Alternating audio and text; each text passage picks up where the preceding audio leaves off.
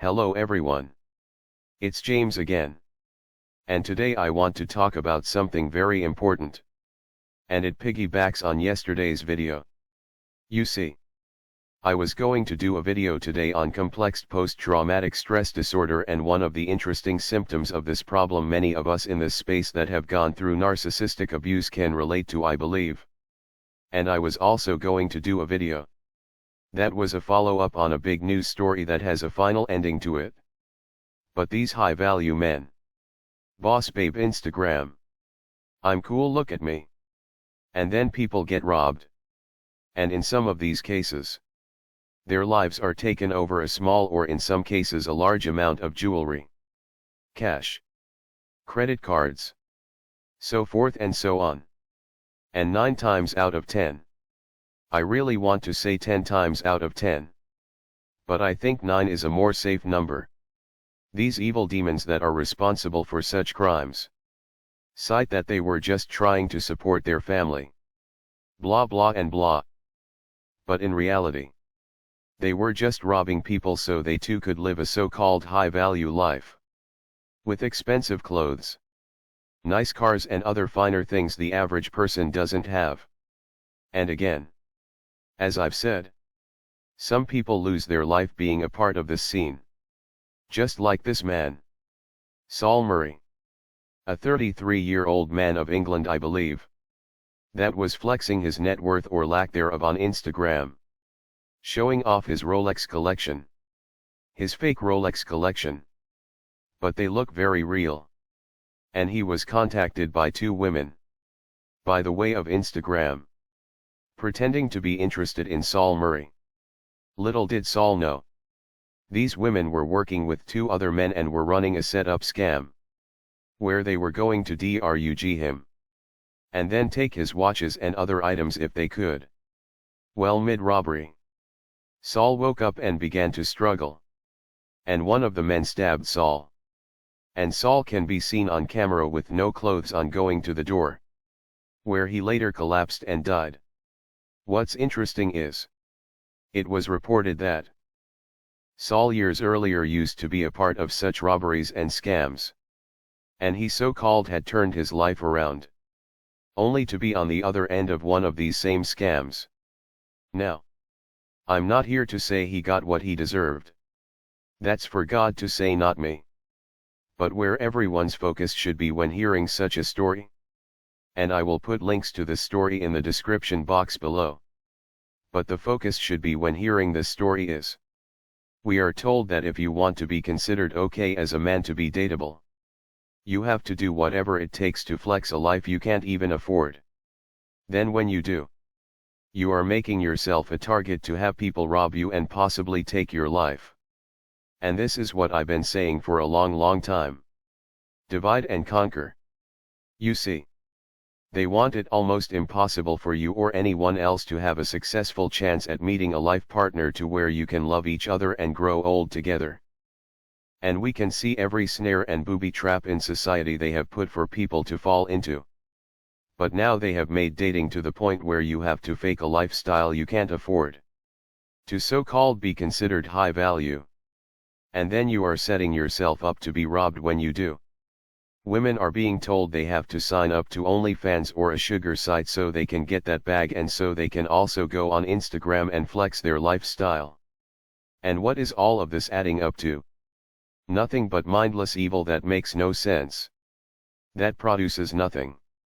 I want this to sink in. The female demon in the upper right of your screen, I believe behind me.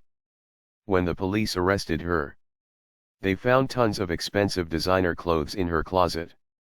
Yet, she stated she had to do robberies like this to support her children. Well, I have news for you. No, she didn't. No, she didn't. It's called a job. And in places like England, just like in the US, there are tons of help for single mothers. No. Are you going to have a closet full of designer clothes? Likely not. But you will have a roof over you and your child's head, food to eat, and likely free health care. All while you can work and possibly try to go to school. But this is not the life that these so-called women and men behind me wanted. They wanted that fast money so they could do what? To go on Instagram and flex. So they could laugh over a fine meal at one of the best restaurants in their area. And when you see these videos of women saying you better not take me to Cheesecake Factory. And for those of you that aren't in the US, it's not fast food. It's not like McDonald's. Cheesecake Factory is known as a nice mid-tier sit-down style restaurant, where the food isn't exactly cheap. But compared to $500 dinners, it's not exactly expensive. Let's put it this way. Couples that are reasonable with how money works might splurge once a month and go to Cheesecake Factory because for even them, it's not a place they can eat at all of the time. Yet, there are boss babes making videos, telling men to step up their game. That Cheesecake Factory isn't going to work anymore. You need to level up. That meeting someone on a first meetup that you don't know that well for coffee at Starbucks or some place like that is now also deemed as cheap. So what's going to happen when this nonsense keeps on getting pushed and pushed and pushed? You will have the rise of people like the alleged scam artist I talked about in yesterday's video. Or the guy I talked about last week that had his scam going full tilt. Until he scammed the wrong person. And they took his life and they burned him in the Las Vegas desert. And what does the mass media do? What do they say? They say, well, there aren't enough financially responsible men in the dating market and they need to step it up. And they push only fools as empowerment. Why? Because they know it will lead to this. They could easily say, here we are in tough times in our economy. You would be best to pair up with someone that you could share your life with. And the first thing you should look for is moral character and that they are hard-working. Nope. That's not what any of these people say. It's does he have the bag or does he not have the bag? And that's why psychopaths like this are popping up everywhere. Look. There is nothing wrong with working hard and making honest money and becoming financially rich as a result. But you don't want someone to like you because of it? And I would suggest you men and ladies tell your sons this. Keep your nice watch at home when you go out to meet someone for the first several times. Don't let them see your nice sports car. Right away if you have one. And if you don't have any of these things. No, you are not the items that society tells you you have to have in order to be seen as financially desirable. Because flexing such a lifestyle is just going to attract people like these demons that are behind me. Please know. Those that run society. They want this to be what you have to pick from for a relationship. Because they want you to give up. And knowing that should make you keep going. Be careful. But keep going. God loves you. And He knows your pain.